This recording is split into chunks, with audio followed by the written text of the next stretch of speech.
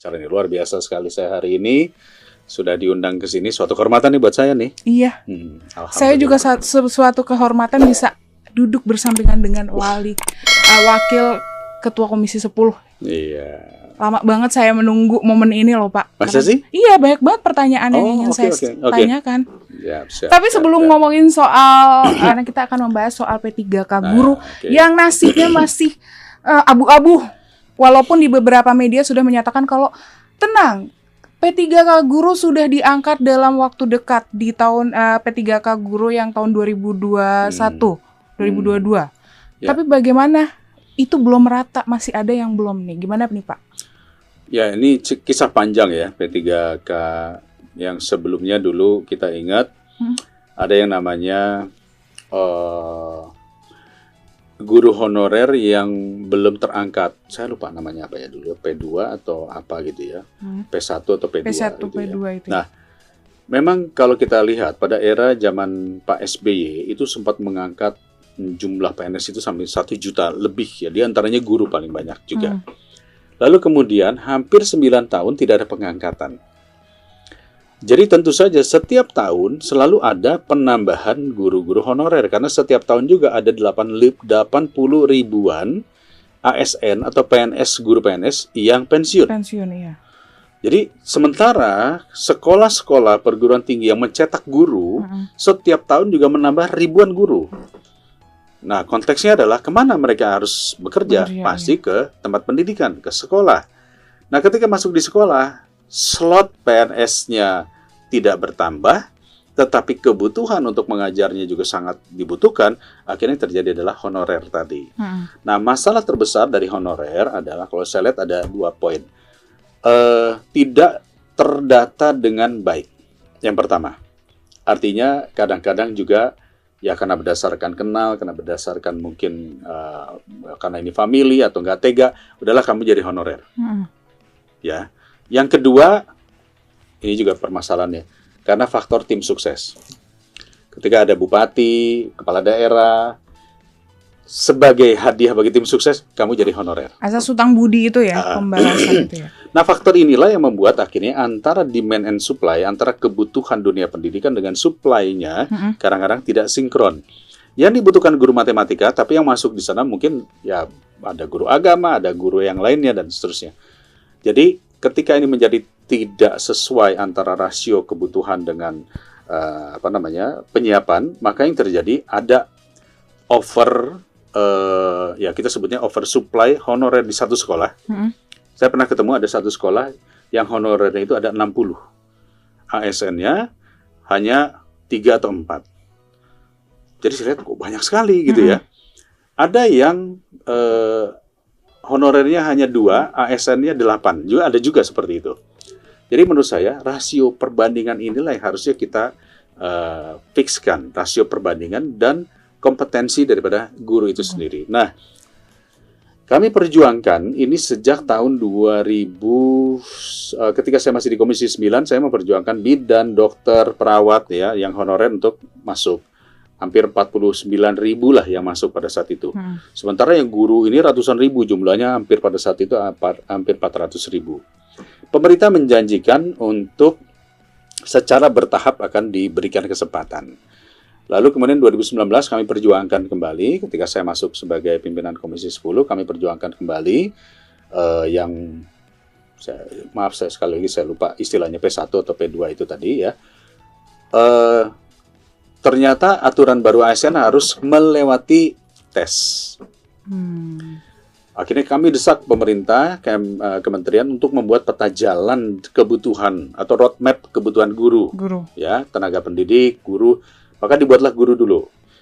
Ternyata kebutuhan sampai tahun 2024 atau 2025 itu kebutuhannya adalah sekitar 1.100.000 sekian guru.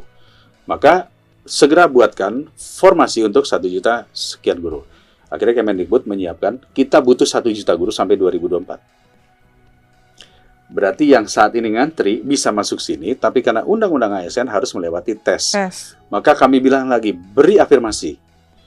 Maka diberilah afirmasi.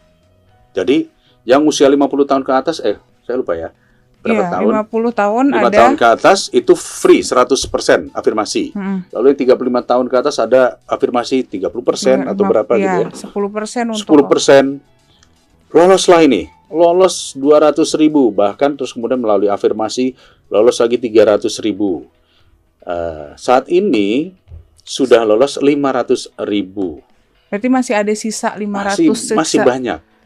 Dari 500.000 ini yang sudah dapat SK itu 400.000 sekian. Ada sekitar mungkin 100.000 atau 60.000 lebih yang belum dapat SK. Dan itu masih jadi PR. Masih jadi PR. Nah, tapi kita masih mau ngebahas lebih banyak, tapi kita harus break dulu nih Pak Sejen. Ya. Tadi dari 1 juta udah ke angka 500. Belum, bukan keangkat. Sebetulnya yang sudah lolos ini kurang lebih 500.000. Yang sudah terserap itu ada sekitar mungkin 400 ribuan ya. Ini presentasinya dari Kemendikbud ya kepada kami. Ada 100.000 ini masih menunggu formasi. Nanti saya akan cerita lagi tentang apa yang dimaksud dengan formasi. Ada yang sudah 60.000 sekian yang sudah lolos, sudah ada formasinya, sudah ada SK-nya, tetapi belum bekerja. Kenapa? Banyak faktor. Ya, banyak faktor, dan akhirnya kemarin itu salah satu faktor terbesar adalah ketika awal disiapkan, kebutuhan kita 1 juta. Ini kan mestinya datang dari daerah. Kebutuhan tiap-tiap daerah kita membutuhkan, misalnya satu kabupaten ada yang 4.000 guru, ada yang 5.000 guru, dan maka muncullah angka 1 juta tadi. Jadi bukan ujuk-ujuk Kemendikbud langsung 1 juta nih, enggak. Iya. Kebutuhan. Nah, daerah ini yang perlu supaya kawan-kawan semua juga mendengar. Daerah itu awalnya dia pikir dana dari pusat itu berarti pusat yang membayar gaji. Jadi diusulkanlah sebanyak-banyaknya. Ya. Syarat tentu harus melewati tes. Lalu kemudian Kementerian Keuangan mengatakan betul dana dari pusat melalui DAU pendidikan yang diturunkan. Nah, DAU pendidikan selama ini memang diturunkan. Jadi saya harus jelaskan juga. Kalau kita berbicara APBN kita, 20% daripada APBN kita kurang lebih 600 triliun. Kurang lebih 600 triliun. Bahkan bisa lebih. Ya, 640. Ya. Nah, itulah 20% APBN kita untuk fungsi pendidikan. Dari fungsi pendidikan itu turun ke daerah berupa DAU dan DAK pendidikan. 60% dari 600 triliun. Jadi kurang lebih 360 triliun turun ke daerah. Oleh daerah ini dicap sebagai 20%-nya mereka masuk ke APBD. Di dalam APBD ya diolah oleh DPRD, oleh Pak Bupati, Pak Gubernur, diplotting untuk bayar gaji-gaji, tunjangan dan sebagainya. Tapi itu sudah sesuai dengan mestinya. Mestinya pemerintah daerah menyiapkan 20%-nya sendiri. Kalau undang-undang tuh begitu. Jadi 20% ada bantuan DAU-DAK dari pusat, itu nggak boleh diklaim sebagai 20%-nya daerah. Daerah harus menyiapkan sendiri 20%-nya. Jadi sehingga jadi nambah jadi 26, 28, 20, 30 gitu. Tapi ini kadang-kadang ini digenapin. Daerah hanya menambah mungkin sekitar 6%, 7%, 10%. Nah, posisinya adalah anggarannya tidak akan cukup. Nah, dari 600 triliun tadi yang 60%-nya turun ke daerah, ada sekitar 25%-nya itu dikelola oleh kementerian lembaga lainnya yang menyelenggarakan pendidikan. Di situ ada Kementerian Kesehatan menyelenggarakan pendidikan, Akademi Kesehatan pariwisata, PU juga ada akademi-akademinya, Politeknik, termasuk juga ya IPDN, ya termasuk juga mungkin TNI, Polri yang menyelenggarakan pendidikan itu ambilnya dari dana fungsi itu. Kementerian Agama sendiri 40 triliun dana dari situ. Berarti kemarin kan sempat ramai di Komisi 10 juga terkait dengan harusnya Kementerian Keuangan hadir untuk menjelaskan ini, tapi tidak hadir. Nah, masyarakat mungkin beranggapan kan udah ditransfer DAU-nya, harusnya sudah mendapatkan dong, tapi ternyata masih ada curhatan, kok gaji saya harusnya 4,5 jadi 3. Saya kembali lagi ya, jadi artinya anggaran yang dikelola oleh Kemendikbud itu hanya 14% daripada total 360 triliun, dari total 600 triliun yang dikelola oleh Kemendikbud itu hanya 14%. Belum untuk PUPR. PUPR untuk pembangunan sekolah, pembangunan itu di PUPR. Tapi apakah itu sudah dijelaskan juga dari Kementerian dijelaskan ke kami, tapi kan masyarakat nggak ada yang tahu. Masyarakat taunya 20% di Kemendikbud. Kira-kira gitu. Nah, jadi akhirnya kembali, ketika pemerintah daerah tahu bahwa dana itu, DAU itu earmarking untuk bayar guru misalnya, tapi di daerah ketika menjadi APBD, mereka sudah plotting untuk kesana kemari. Ya, fungsi pendidikan juga, tapi kesana kemari. Jadi mereka tidak siap. Jadi yang tadinya mengusulkan 5.000 di cut down hanya mengusulkan 1.500. Oke, sampai kira-kira gitu. Nah, jadi akhirnya, maaf ya, saya hanya tahunya di Komisi 10 ya, di komisi yang lain saya tidak tahu. Akhirnya kami paksa, kami tidak mau tahu jika pemerintah daerah tidak siapkan formasi, ambil alih oleh pusat. Kemendikbud menjanjikan April, tapi ternyata April sudah lewat. Lalu kita tanya kenapa susah mencapai titik temu, karena pemerintah daerah ini domainnya Kemendagri. Ya kan? ASN ini domainnya Kemenpan RB. Anggaran domainnya Kementerian Keuangan. Guru domainnya Kemendikbud. Jadi memang menyatukan ini, akhirnya kami paksa terus sampai kemarin pada raker saya termasuk yang mengatakan kapan. Nggak bisa hanya mengatakan kami baru 2024 bisa, nggak bisa tahun ini. Maka keluarlah RPP yang akan keluar di bulan Oktober. Maka kami katakan finalisasi jika Oktober tidak bisa daerah membuat formasi, ambil alih oleh pemerintah pusat melalui PP yang akan keluar, yaitu RPP itu tadilah rancangan peraturan pemerintah, tapi insya Allah di Oktober ditandatangani presiden, misalnya kan. Artinya setelah itu pemerintah pusat wajib menyiapkan formasi. Bagaimana cara menyiapkan formasi? Karena yang butuhkan kan daerah. Maka disitulah muncullah ide gagasan kami akan menyiapkan melalui sistem aplikasi kebutuhan diminta langsung oleh sekolah. Kira-kira begitu. Dan ada yang tiga cara penyelesaian yang sudah dipaparkan oleh Menteri Pendidikan. Nah, tapi gimana dengan ini kan yang kemarin aja belum terselesaikan nih Pak. Belum ada yang dapat tunjangan, belum ada penempatan. Tapi ternyata sudah dibuka lagi nih CPNS. Dan kemungkinan juga akan mengangkat guru-guru, tenaga pendidikan. Pak, ternyata kita harus break dulu, tapi jawabnya nanti ya Pak ya. Nah, kita mau ngebahas yang tadi yang saya tanyakan. Permasalahan 2021-2022 P3K belum terselesaikan yang soal guru, baik dari formasi penempatan ya, kemudian tunjangan yang belum turun secara maksimal, bahkan ada yang 3 bulan baru dibayar. Sekarang pemerintah sudah membuka CPNS. Nah, gimana nih Pak? Kekhawatiran masyarakat tuh lebih. Memang masyarakat wajar memiliki khawatir. Kami pun DPR ya khawatir karena di dalam pemerintahan kita ini masalah koordinasi ini menurut saya sesuatu yang sangat tidak bisa dipegang. Saya mau lihat dari sisi itikat baiknya dulu. Kemendikbud punya itikat baik memberi ruang. Dari 1.600.000 mendaftar, 400.000 sudah ber-SK.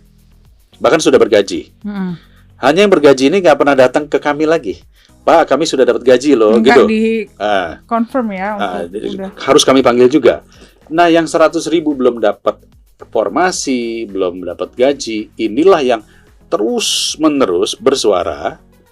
Jadi akhirnya seolah-olah belum progres. Padahal menurut saya ini sudah progres. Sudah ada progresnya, cuman belum semua. Belum semua on progress. Jadi menurut saya berhusnuzon. Saya berprasangka baik bahwa ini masih on progress. Bahwa memerlukan dukungan semuanya lah ya, untuk bisa membantu merespon kepada pemerintah, baik itu tadi Kemenpan RB melalui bagaimana penetapannya, pemerintah daerah untuk membuka formasi, daerah harus membuka formasi terus, jangan ada ketakutan. Nah, nanti saya cerita kenapa mereka takut. Dan juga Kemenpan RB, Kemendagri, Kemenkeu untuk keuangannya ya. Nah, masalah terbesar sekarang, isu terbesar saat ini adalah ini yang mohon juga kawan-kawan, terutama bagi para guru-guru honorer juga harus pahami. Ada sekian ratus kepala daerah dan gubernur berakhir di September ini. Oke. Jadi kalau dia berakhir di September ini dan kemudian dia harus memutuskan untuk APBD-nya itu katakanlah menjadi bagian daripada pembayaran tunjangan ataupun gaji guru, ini adalah momen bagi dia, momen terakhir. Dia akan selesai jabatannya. Dan belum tentu dia maju lagi. Jadi apakah secara politik dia nanti kalau saya bikin kebijakan ini terus di ujung kemudian daerah tidak bisa membayar, yang dituntut nanti dia. Jadi pemikiran inilah yang membuat mereka akhirnya nggak berani mengambil keputusan. Apalagi nanti dilanjutkan oleh PLT sampai 2024. Bisa tidak untuk dilanjutkan. Bisa tidak untuk dilanjutkan. Kedua, banyak juga kepala daerah, jangan-jangan ini hanya sampai 2024. Setelah 2024 terjadi pergantian pemerintahan. Apakah menjadi beban daerah kah? Atau menjadi beban pusat kah? Ini masih pertanyaan dan tidak bisa dijawab pemerintah pusat. Kalau pemerintah pusat mengatakan bahwa ini akan terus berlanjut, keluarkanlah PP, peraturan pemerintah. Karena kalau tidak, daerah pun kadang-kadang juga masih, nanti bagaimana nih ya, jadi beban kita nggak? Bimbang ya, jadi untuk mengambil keputusan ini. Makanya harapan terakhir kita ini adalah pemerintah mengeluarkan PP, yaitu yang dijanjikan di bulan Oktober. PP harus menyangkut juga masalah adalah keyakinan bahwa kewajiban pemerintah pusat memberikan tunjangan gaji dan tunjangan ini melalui skema terserah. Tadi Bapak sempat menyinggung soal solusi yang sudah diberikan sama Menteri Pendidikan. Solusinya salah satunya yang untuk guru honorer itu boleh diambil sesuai dengan kebutuhan dari sekolah-sekolah yang mengajukan. Terus ada yang marketplace yang kemudian diganti dengan apa Pak? Ruang talenta ya? Saya mengusulkan ruang talenta. Memang kemarin dalam presentasi Kemendikbud masih marketplace. Kami protes lagi. Saya bilang, kalau marketplace itu berarti saya mau beli barang, lalu saya pilih yang harganya termurah. Kira-kira gitu bahasanya. Sementara kalau ruang talenta, kita justru yang kita dorong adalah talentnya, kemampuannya, kapasitasnya, track recordnya yang dibutuhkan oleh sekolah dan tidak mematikan guru-guru yang ada di sekitarnya. Jadi nggak mungkin sekolahnya di Papua terus ngambil gurunya dari Jawa. Ngapain? Kalau sekolahnya di Papua, carilah guru-guru terbaik yang ada di Papua juga. Karena konteksnya nanti adalah ketika bekerja di situ, ya operasionalnya dia akan lebih mudah gitu. Jadi benar-benar kalau menurut saya kalimat marketplace ini harus kita buang jauh-jauh. Ya, bahwa konsep headhunter di luar negeri, di Indonesia, seluruh level-level manajer, CEO, presdir pun saat ini sudah menggunakan headhunter. Karena artinya adalah ruang talenta tadi, mencari siapa talent-talent yang pas dengan kebutuhan kita. Tapi apakah nanti akan ada tidak ada kemungkinan yang dari sekolah ini saya akan lebih memilih, jadi kayak kita ibaratnya kayak bursa gitu, kita bisa bebas memilih siapa dengan, kan itu kita bisa melihat CV track recordnya dia kan, dengan database yang ada. Nah hal itu apakah nanti tidak akan ada kecenderungan lebih memilih ini sedangkan yang lainnya tidak terpilih gitu? Ya memang kan kalau kita bicara apakah nanti konsepnya ini seperti apa, tentu kita harus punya azas berkeadilan, azas pemerataan.